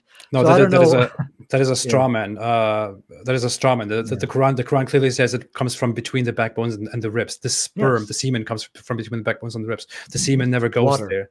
The semen never goes there. And the semen does not come from between the backbones and the ribs. That's not how biology. That is basic biology. We don't even need to go into fancy words about that at all. Okay, so I think you're just making attestations and affirmations, but we have shown you exactly where it is, so people can look at the picture. And people can see that's absolutely correct. Thank you so much. People can look at the picture and they'll know better. Understood. Yeah. Okay. Yeah. And, Snake was right. This is another person. This is somebody's name. Snake was right. For $2 says, doesn't stable mean it's not moving, Nadir? No, not at all. It's again, stable can be in English. it could have many different interpretations, but we can interpret this to mean many different things. Okay, so we're going to have it's open for interpretation. Previously stated that if There's it's many not meanings. specific enough to be scrutinized scientifically, then it can't be said to support science either. All right, so we just leave it alone. We don't have enough information on it. It's a scientific miracle. Yeah, okay, gotcha. All right, and I think that was all of the ones that wait, RPG Gamer Guy. Oh, never mind. For $2 said, "Love your content, Aaron." Sorry, sorry, that wasn't a question. So Tom Panel, let me see. What's that? You posted some more? Okay. All right, let me go down here. Hindu historian, $5 Canadian said, "Just want to thank Nadir for helping demonstrate how hard it is to defend the Quran." Okay. RPG Gamer Guy, $5. Nadir, are you aware your arguments are no different than the ones used by Christian apologetics? Can you show objective evidence for your claims? Sure. So, I think where these people have been left with, they're just left to nothing more than sneering and jeering and spreading fear. That's because they have not been able to present anything in the Quran which contradicts science. So you want to say, how are my arguments any different? This is what the Christians will say to the scientific errors of the Bible. Oh, that's all metaphorical. That's all poetic. He's just talking to the people according to their understanding. This is like, for example, the mustard seed. This is all deception, which I'm sure Ridwan would agree.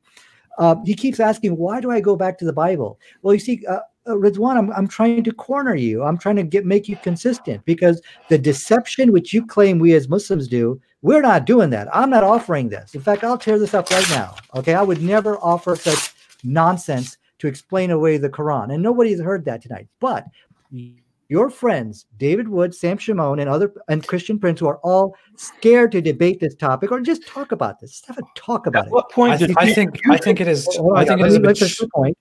a bit shameful to keep talking about other individuals confront them with their deception here. You see. So, anyways, I think I've exposed your hypocrisy here. These other people's names keep coming up. How they were ever relevant to this discussion? I'm here. I don't think it is appropriate. I don't think it is appropriate to keep bringing up people who are not here to defend themselves. They're not going to come here because they're afraid of the scientific errors are going to get exposed. All right. So this is an unpronounceable name, and maybe it's in Leet speak. I don't know, but I'm not reading it. M15TRR3CT4NGL. For $5 says, Nadir talks constantly about English translations being incorrect and then uses Google Translate to translate Arabic into English in an English debate. All right, again, that was not a question. So Harlequin, okay, we've done that one. I think there's one or two more. No, that seems to be those were the paying ones. I'm going to find one more. To apologize for the sloth as I go through these. I want to remind everyone that I'm an atheist and not a Christian. Gotcha.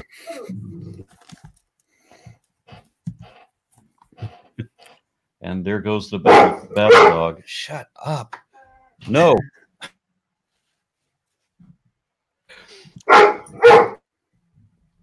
Apologies, everyone. No problem. Shut up. Dogs are good. Yeah. So Islam says dogs are bad, but dogs are good. I think that's the last. I'm going to go ahead and let it go. There doesn't seem to be any more relevant questions to the debate.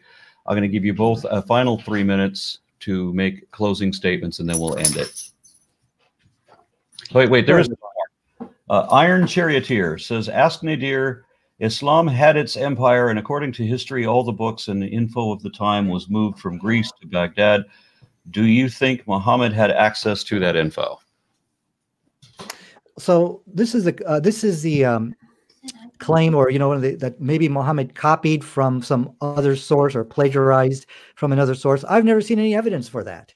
But like I said, unfortunately, we were not able to debate the topic. Well, how did the Quran agree with science? How did the Quran correct the scientific errors of the Bible? I think once you see these debates and you hear the arguments, I think you will be convinced that there is something scientifically correct about the Quran. And unfortunately, we did not get to the issue of the actual scientific miracle discovered by Ridwan. So I think if you looked at the evidences, that would change your mind. All right. And my wife wanted to ask a question. I don't know if I think she's still muted. She came in here. She said she plug in my I got to plug in my laptop, so just give me 1 second here. It's about to die. All right, while you do that, honey, are you there? Okay. Can I quickly give a response to that question too? Yes. I think it is a little known, but also well confirmed, provable thing that that Muhammad was in his life before he became a prophet. It was well known that he was a merchant who used to travel a lot between Syria and his hometown. That was Mecca or Medina later later in his life. And it is well known that on his travels as a successful merchant, Muhammad used to come across and listen to a lot of stories from Jews and Christians, and also from Jewish heretical sects and Christian heretical sects. And it is widely asserted that Muhammad picked up a lot of stories from those people, as well as from Zoroastrians and from a group called the Sabians. But since this came up, it might as well be that that some issues in the Quran were stories taken from those people. And now my wife would like to ask a couple of questions. There's 2 more new ones that appeared in the chat. So go ahead, honey. Yes, there. Can you hear me? Barely. Sure. Barely? How about now? Yes, that's better. Okay. My question is for Nadir, but I think Apostate Prophet might know this answer too. I come from a Christian tradition where the Bible tells Christians to witness respectfully and shine your light. And is there a corresponding verse like that in the Quran where when you're sharing the word of the Quran that you are respectful, and so that therefore you could represent your faith better to people who are not believers like me? I'm not a believer anymore, and most of the chat room aren't believers. So how do you think, if there is, how do you think it comes across to non-believers when you insult people's intelligence, you sound a little bit patronizing? I mean, does that work better with people who already believe because they're like, yeah, he scored a point, or does that convince anybody who doesn't believe? Then that was my question. Okay, I guess it's a question for me. I think considering who Ridwan is, and considering how he has, desecrated what we believe, he has mocked, ridiculed, and insulted our belief, and and that's really what has made him so famous. I think he's been addressed quite appropriately here today. I could have probably said more words stronger to address him. The mere fact that he came tonight, he had spread, these claims that the Quran contradicts science, and we have found out tonight that he didn't even do the due diligence of researching what these Arabic words mean, and even going the extra level to find out what these, just a very basic analysis of this. He didn't even do that. Rather, what he did, he just copy and pasted, false claims from one website and basically presented them. I think I handled him in the most appropriate manner. Yeah, I didn't. I think he had to be reprimanded tonight for this. I mean, he's talking about stopping points, rising. The Quran says stars. None of this stuff exists in the Quran. He was handled in an appropriate manner. And I think reprimanded in this debate is the appropriate thing to do. But you are right. When we actually go out to present our message to the people, the Quran does teach to be kind, humble, in that. In fact, one verse which I'll give you, there was a person named Pharaoh, and he was a terrible tyrant. But when God sent Moses to Pharaoh, God said, and say a kind, good word to Pharaoh. And so even for this horrible person, I think, we see that we are supposed to treat them in a very good way. And so, yeah, to answer your question, we have the same thing in our religion. Because if we were, and there is one last hadith in the Quran where it said, if we made you miserable and overbearing, talking to Prophet Muhammad sallallahu alaihi wasallam, our prophet, then nobody would have come to this message. All right, so I think we're all on the same page. All right, honey, do you have let me respond to that, Aaron. Please let me respond to that. First off, I want to make one thing very clear. I want to be very frank about this right now. Before we had, first off, Nadir Ahmed didn't answer the question. He was again so rude, so dishonest that he took the entire time that he had to respond to this question and attacked me instead personally. This is how rude he was. Secondly, that said, before I agreed to have a debate with Nadir Ahmed, it is very well known that I don't accept debates if they come with personal attacks. For example, when people like I don't want to mention people now without them being here, but when several other people offered debates, those debate offers always came with insults. And I said, sorry, if you talk to me like that, I will not have a debate. I don't care what anyone thinks. I don't care if you think this is me scared or whatever. I won't have a debate with you. I really don't give a shit. So if you want to have a debate with me, be a decent human being. Nadir Ahmed promised to me previously to have a friendly exchange with me. He explicitly said that. I think he has been quite dishonest and he has played this trick because he knows exactly that I don't accept debates unless they come in a respectful manner. So he approached me in a respectful manner first, only then to come here and try to assault me personally, try to assault my past and what I'm doing and who I am and my knowledge and all that stuff. He has spent all the time to personally attack me here. So I really don't want to hold back here anymore at all.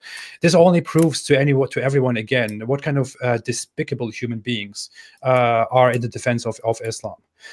And I've as always been proven right in this manner. So everyone behold. To your question, I don't want anything to degenerate into further insults. So okay, no. I'll come to the question. I would say it is very well known that I am not a Christian. I am an atheist, but I have some respect for Christianity in how much it teaches its believers to approach people with love, and how often it talks about love, how much it talks about forgiveness, about including people whom the Jews, the Pharisees excluded previously, and so on. It is prominent for these sentiments. The Quran doesn't have that. Islam does not have that. Islam explicitly tells the Muslims to not love the disbelievers. It says that Allah does not love the disbelievers. It says so numerous times. The Quran mentions love negatively much more than it mentions love positively. It teaches to hate those who reject Allah. It says, it tells you to not respect the infidels, to not be close friends with the infidels. It tells you that, it says, may Allah destroy them in chapter 9, verse 29 and 30, which I love very much to quote. It orders to subjugate them because they are liars and they are delusional. It talks about the Christians and the Jews. No, it talks about in the hadith. The responses. So I think Nadir is right. That went long. Okay, can we? I'll finish in just a few seconds. Muhammad said in one very prominent hadith, he said, may Allah curse the Jews and the Christians. The Quran starts in chapter 2 and says that those who reject its message are deaf, dumb, and blind. And it goes on and says, oh, may Allah destroy them. What can you expect from a religion that teaches this? What can you expect from its defendants? Okay, but again, I don't want this to get any more negative. Lalandra, you want to take these last 4 questions or 5 questions perhaps from the super chat? Okay, here we go. Sharaf Paka says cheers to everybody.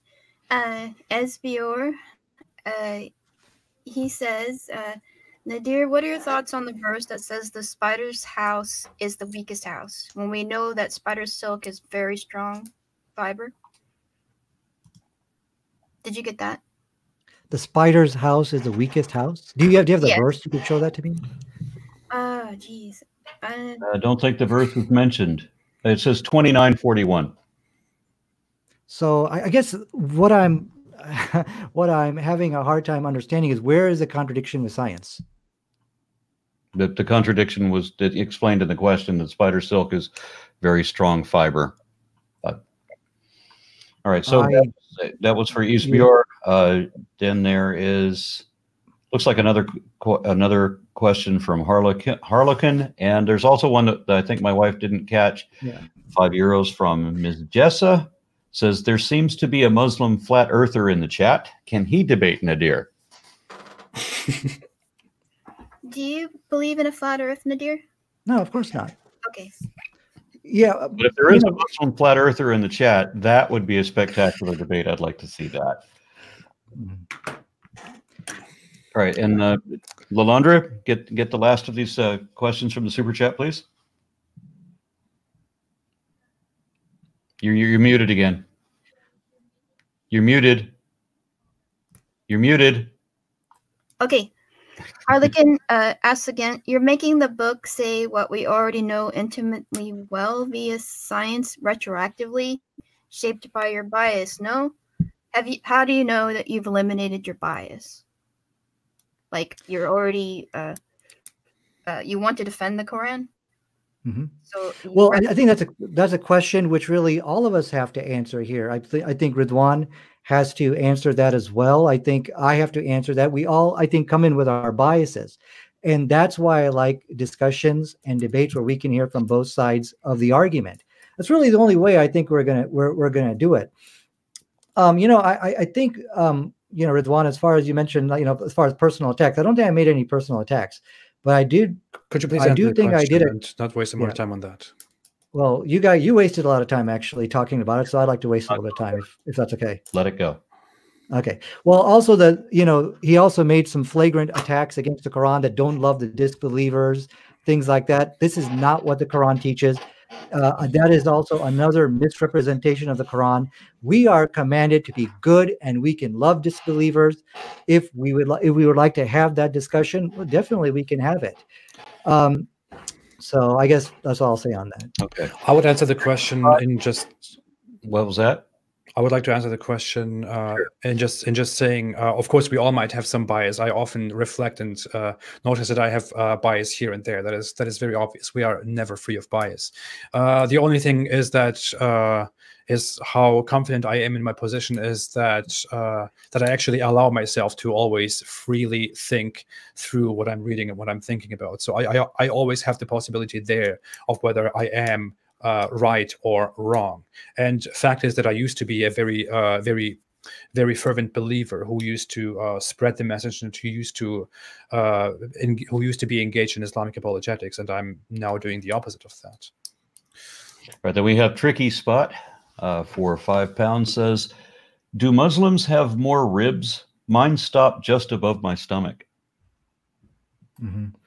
Well, I think this is going back to just mocking and ridiculing. Why? Because, it was clear from this debate, there was no scientific error in the Quran, no explicit statement in the Quran which contradicts science. So now, like I said, they're now just resorting to mocking and making fun. But I tell you what, if you really had a good argument, that would have sealed the deal. You should be bringing up good arguments. Now, when the challenge is out there for anybody. You can Google this, and I actually showed you the picture. Is the vas deferens between the backbone and the ribs?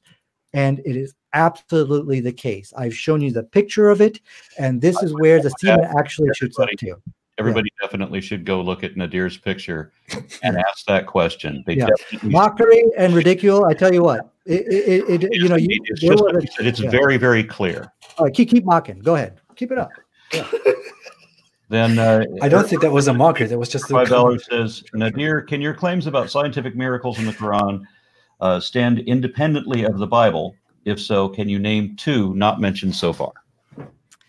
Yeah, so there are examples of scientific miracles in the Quran, for example. But now, when we talk about verses which agree with modern science, we also have to take into account the fact that this could be open for interpretation. So we have to and when we look at it, we have to assume the fact. The first place we got to assume is, okay, this cannot be miraculous. This is probably a coincidence or something like that. So there is a verse in the Quran which specifically states that the male and the female are from the sperm. Now, when we look at science today, we see that the sperm is in fact the deciding factor on what determines the gender. Now, we can look at this verse and we can say, okay, well, maybe he was referring regardless if it's male or female, even though the word regardless is not there. So when we look at this, this is one verse which agrees with modern science. So that's one example of a verse which is in complete agreement. Another example is it correcting the Bible, I want to just give one example of that. When it talked about Noah's flood is something which is believed to be a worldwide flood, and that's actually taught in the Bible. But when we see inside the Quran, it actually said that, and we flooded the people of Noah. I think that's chapter 25, verse 74. And this is more in accordance with what we know today of modern science, that we have a local flood in the Quran, and while all the other books are talking about a global flood. Okay, we've got 3 questions left, and I think we're going to end it with those. Actually, we got to do it before 5 o'clock because I have an appointment. 3 questions. Do you want to go into quickly closing statements or? Earth and Mystique says, no, we just read that one. So we've only got 2 questions left. Ms. Jessa says, ex-Muslims are some of the most oppressed people on the planet. This is for all of you brave people. Not a question, so that saves us time. And finally, Vincent Vega, great name, for €5 says, how can a designer of this planet forget to mention that the sun doesn't go down in Scandinavia in June while expecting people to not eat during Ramadan? What? I don't know if you want to take that. I included that into one of my 60 scientific mistakes in mentioning that that the Quran at several locations demands humans to get up and pray at certain times, or to pray and go to sleep at certain times, and also to start fasting and stop fasting at certain times. But if you follow those instructions explicitly, you will find yourself in a big confusion if you live north of the Arctic Circle, for example, where these descriptions of the sun's movement don't apply. If you are north of the Arctic Circle somewhere and you are trying to fast in the summer during Ramadan, then you will be totally perplexed because the sun is there all the time, or it's gone for quite a while, which is why modern Muslim scholars came up with solutions to that in saying just stick to Mecca times, or just stick to a time that is closer to you in which the sun actually works the way it's supposed to work in the Quran. Right. And Nadir, and this will be the last, but if you or the last response to the question, then you guys make your closing statements. Yeah, so let's take the example of fasting in a place in Norway where there's no light. There's an authentic hadith in which the Prophet Muhammad sallallahu alaihi wasallam explained that there's going to come a time when the Antichrist will come. In that time, it'll be for 40 days. One day is going to be like a year. So they did ask the question, which actually Ridwan is asking. And so the answer is over here. And they said, well, how are we going to pray? And so the answer is, you must make an estimate of the time. Basically, you must do calculations. So what we see from here, that I guess the claim is, well, maybe Muhammad didn't know that there are places like Norway, which the night is a very long time. That's not the case, as we can see clearly from this hadith, that you must make an estimate of the time. Okay. And then finally, you guys, closing statements, no more than 3 minutes. Doesn't have to be 3 minutes. Can we do 4? I think we still have some time. It's got to be before 5, dude. Yeah, okay. I think Nadir's got to bail. Yeah. Okay, give me a second. Do you want me to go? Nadir, go first. Just you can go first, dude. Go, please. Nadir, go ahead. Nadir, you can go first. I'm going to go first? Okay, here you go. All right, well, Ridwan, thank you for coming for this discussion. I know, there's been times in this discussion where I'm a little bit condescending with you, but, I think it was well-deserved, because you came into this discussion without even doing the very basic research and making claim that the Quran contradicts science here, the Quran contradicts science over there. We never saw any of this. Rather, you did not study the very Arabic, which which the Quran is revealed in. You didn't even bother to look at these words. What am I supposed to do in this situation? Of course, I have to expose that ignorance in the best way I can. But it gets worse. This misinformation, I guess this mistake, you promulgated and spread to hundreds and thousands of people, things like, for example, not knowing that mustaqar doesn't mean stopping, not knowing that talk about the sun rising. This is nowhere in the Quran. The word is at-taliya, which means what can be viewed. These are like kind of some of the very basic things. Almost the most inexcusable thing is all these words which I'm referring to, they're used in today's time. You can can, I mean, this is not like a dead language, which only was spoken 1400 years ago. So I think you need to do some more research on the Quran. And I definitely invite you to, if you can find, anything in the Quran which contradicts science, please bring it up. It doesn't have to be a discussion, or it doesn't have to be a debate. We could just have like a discussion on it. The things about shooting stars, we found out that the Quran doesn't say anything about stars. We saw that it was masabih, it was lamps. So once again, just another mistake on your part. And this is, like I said, I've went through every one of these claims of the so-called scientific errors in the Quran, and every one of them fails very similar to what we have seen. So, and you keep saying, why would I bring up the Bible? Why would I bring up Christians? Because I want to keep you consistent, Ridwan. In the same way you've accused Muslims of being deceptive or something like that, the people doing the deception is that guy right next to you, Christian Prince, who ran away from the scientific debate, which we see here today. People like David Wood, people like Sam Shimon, they will deceive people about the scientific errors in the Quran in the exact same way that you accuse us Muslims. Tonight, you never heard me say things like, "Oh, well, he's just talking about according to the understanding of those people," or "This is all metaphorical, this is all allegorical." You never heard anything like that from me. I went straight to the Quran, to the actual text of the Quran, and explained what these words meant.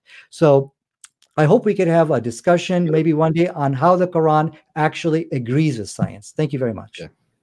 All right. Thank you, Nadir. And go ahead, Ridwan. Well, I want to thank everyone again for making this possible. Thank you, Aaron. Thank you, Nadir, for offering this challenge and proving to everyone again completely my point. I initially thought it was a waste of time to debate Muslim apologists. I still kind of think so.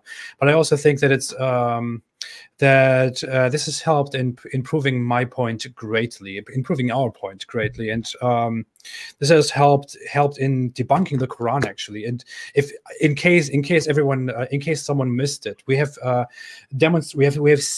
witnessed earlier in this conversation that Nadir Ahmed actually as he loves to say it, discovered a scientific mistake when he read the chapter 36, verse 38. After this, please go ahead and look it up.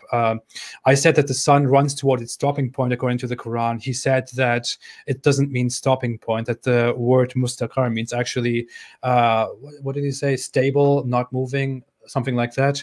If you take that word directly and put it into the Quran verse, into the context, it actually literally means, and the sun runs toward a point where it's not moving.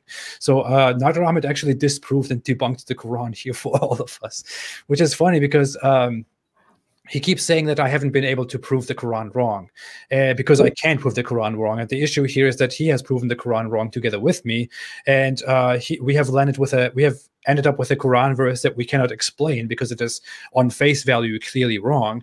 And Nadir Ahmed simply resorts to calling this a scientific miracle instead, because we cannot explain the Quran verse in any scientifically accurate way because it is simply wrong. So this again proves our point in that the Quran is wrong. And I'm really sincerely thankful to Nadir Ahmed for helping us come to this conclusion again and again. In terms of making assertions such as that he has failed or I have failed, I don't want to be arrogant here. It's just not who I am. So I would just leave it with that and leave it to the audience to decide what really happened here today. They can always verify the information that has been given here. For when I have been mocking and condescending during this talk, I would not only not do that. I'm sorry to everyone else except to Nadir Ahmed, because I think this was a completely normal reaction that I gave to him being hostile and being very insulting from the very beginning. I would always hope to come across Muslim apologists who are not like this, who are more decent in their attitude. That said, as always, stay away from Islam, everybody, and you can always read for yourself and come to the conclusion that you want to come to. Dear Muslims, read the Quran, please, and make up your own mind. Don't trust the indoctrination. Thank you, everybody.